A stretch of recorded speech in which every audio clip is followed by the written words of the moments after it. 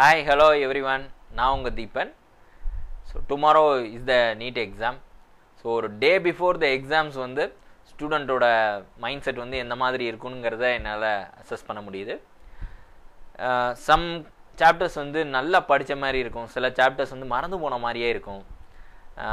நம்ம இந்த சாப்டரில் இந்த போர்ஷன் மட்டும் விட்டோமே அதுலேருந்து கொஷின் கேட்டுருவாங்களோ இதுலேருந்து கொஷின் கேட்டுருவாங்களோ அப்படின்னு சொல்லிட்டு ஒவ்வொன்றா ஒரு கன்ஃபியூஸ்டு ஸ்டேட்டில் திடீர்னு ஒரு பதட்டத்தோடு இது பண்ணக்கூடாது. ஏன் இந்த பதட்டம் உங்களுக்கு தேவையும் கிடையாது. ஏன் நான் சொல்கிறேன்னா, நீங்கள் 11th and 12th படிக்கிறீங்க இல்லையா, அப்போயே இந்த சிலபஸ் போர்டு சிலபஸில் தான் இருக்கிறது மேக்ஸிமம் வந்து நீட் சிலபஸ்லேயும் கவர் ஆகுது. ஸோ அதுக்கு நீங்கள் ப்ரிப்பேர் பண்ண ஆரம்பித்தப்பே நீட் எக்ஸாமுக்கு நீங்கள் ப்ரிப்பேர் பண்ண ஆரம்பிச்சிட்டிங்க. 2 வருஷமாக படிச்சுக்கிட்டு இருக்கீங்க. அதனால் நீங்கள் அந்த விஷயங்கள் எல்லாம் வந்து உங்களுக்கு மைண்டில் சேவ் ஆகாதுன்னு நினைக்காதீங்க. உங்களை அறியாமலே நீங்கள் தூங்கும் போது உங்களோட மெமரி எல்லாம் ஷார்ட் டேர்ம்லேருந்து லாங் டேர்ம் மெமரியாக கன்வெர்ட் ஆகும். நிச்சயமாக அது உங்களோட சிடி, பிரெயின் சிடி, அது நிச்சயமாக சேவ் பண்ணி வச்சுருக்கோம். அதனால் இந்த டயத்தில் அதை விட்டுட்டோம் இதை விட்டுட்டோம்னு நினைக்கவே வேண்டாம். ஃப்ரீயாக இருங்க, ரிலாக்ஸாக இருங்க. நல்ல குட் ஸ்லீப் வந்து இன்றைக்கி முக்கியம். நைட்டு 10 o'clock படுத்துட்டு காலைல 6 o'clock வரையும் எதை பற்றியும் யோசிக்கக்கூடாது. நமக்கு ஒரே விஷயம் என்னென்னா நல்லா தூங்கணும், ரிலாக்ஸ்டாக தூங்கணும். அப்படி தூங்கும் போது உங்களோட விஷயங்கள் எல்லாம் வந்து நல்ல ப்ரெசன்ஸ் ஆஃப் மைண்ட் வந்து டுமாரோ எக்ஸாமினேஷனில் நிச்சயமாக ரிஃப்ளெக்ட் ஆகும். ஸோ அந்த மாதிரி பார்த்துங்க. நெக்ஸ்ட் திங் என்ன அப்படின்னு பார்த்தீங்கன்னா, மிக மிக முக்கியமான ஒரு டிப்பு வந்து உங்களுக்கு கொடுக்கணும். இப்போ நீங்கள் ஒரு கொஷினை வந்து நீங்கள் பார்க்குறீங்க.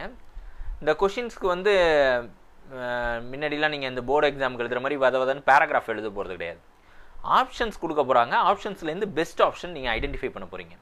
ஸோ இந்த 4 ஆப்ஷன்ஸை வந்து நீங்கள் பார்க்கும்போது அந்த கொஷின் வந்து எனக்கு தெரியல சார், நான் வந்து இந்த சாப்டர் படித்தேன், ஆனால் இந்த டாபிக் வந்து நான் அந்தளவுக்கு பார்க்கல, but I can assess that இந்த 4 ஆப்ஷன்ஸில் நிச்சயமாக இந்த 2 ஆப்ஷன் கிடையாது அப்படிங்கிறத உங்களால் அனுமானிக்க முடியுது. இந்த 2 ஆப்ஷனுக்குள்ளே தான் உங்களுக்கு ஆன்சர் அப்படிங்கிறது தெரியுது. அப்போ நீங்கள் அந்த கொஷினை அனலைஸ் பண்ணி எலிமினேஷன் மெத்தடுன்னு சொல்லுவாங்க இது பேர்.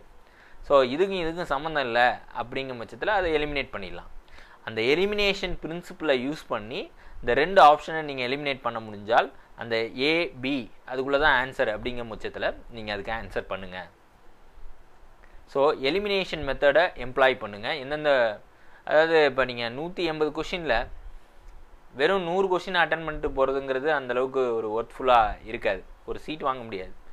அதே 150 160 அட்டன் பண்ணும் போது தேர் மே பி எ சான்ஸ் இல்லையா. அப்போ நீங்கள் ஒரு 110 கொஷின் 120 கொஷினுக்கு தான் உங்களுக்கு கண்டிப்பாக ஆன்சர் தெரியும், ஒரு medium and also low level. அதுக்கு மேலே நீங்கள் ஆன்சர் பண்ணும் போது தான் நம்மளோட கவர்மெண்ட் காலேஜுக்கு தேவையான கட் ஆஃப் ஸ்கோர் பண்ண முடியும். அப்போ சில ரிஸ்க் எடுக்கணும்னு சொல்லுவோம்ல, அந்த மாதிரி சில கொஷின்ஸ் வந்து ரிஸ்க் எடுக்கணும். அந்த ரிஸ்க் எடுக்கும் போது இந்த எலிமினேஷன் மெத்தடை ஃபாலோ பண்ணுங்கள். ஓகே. அண்ட் நெக்ஸ்ட் திங், எல்லா விஷயங்களும் நம்ம எடுத்துக்க வேண்டியதெல்லாம் எடுத்து வச்சிட்டோமான்னு இன்றைக்கி செக் பண்ணிங்க.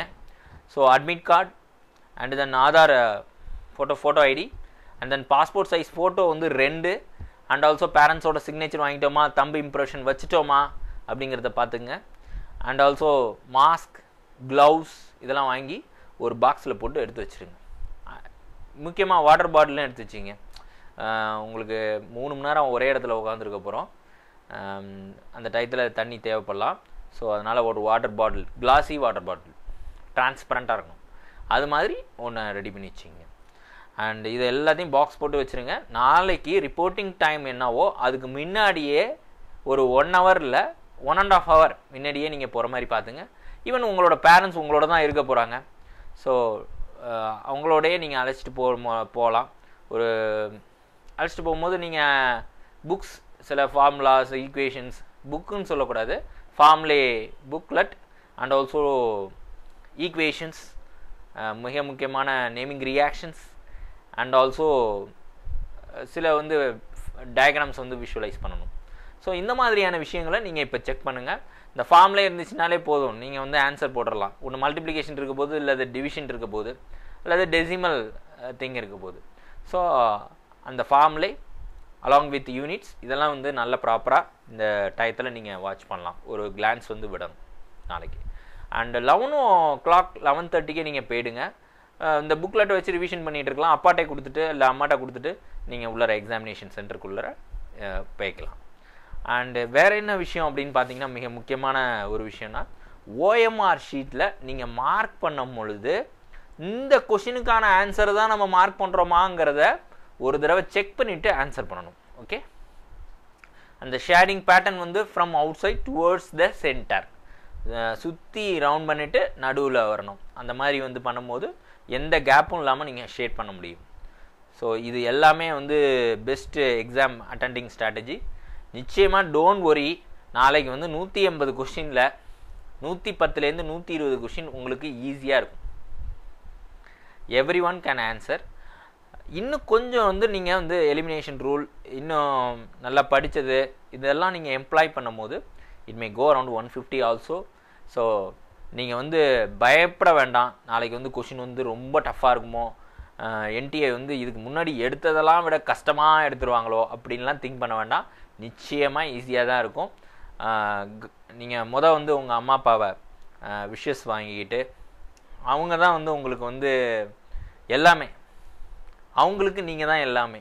ஸோ அவங்களோட காலில் விழுந்து ஒரு ஆசீர்வாதம் வாங்கிட்டு சாமியை நல்லா கும்பிட்டு, என்னென்ன காடோ உங்களுக்கு கிறிஸ்டினா இருந்தால் இயேசு, யார் உங்களுக்கு யாரெல்லாம் பிடிக்குமோ, எந்த தெய்வத்தை பிடிக்குமோ அவங்கள வேண்டிக்கிட்டு நிச்சயமாக நல்லா இருக்கும் எக்ஸாம் நம்பி நீங்கள் போகலாம். நாளைக்கு நிச்சயமாக ஒரு குட் எக்ஸாமாக தான் இருக்க போகுது.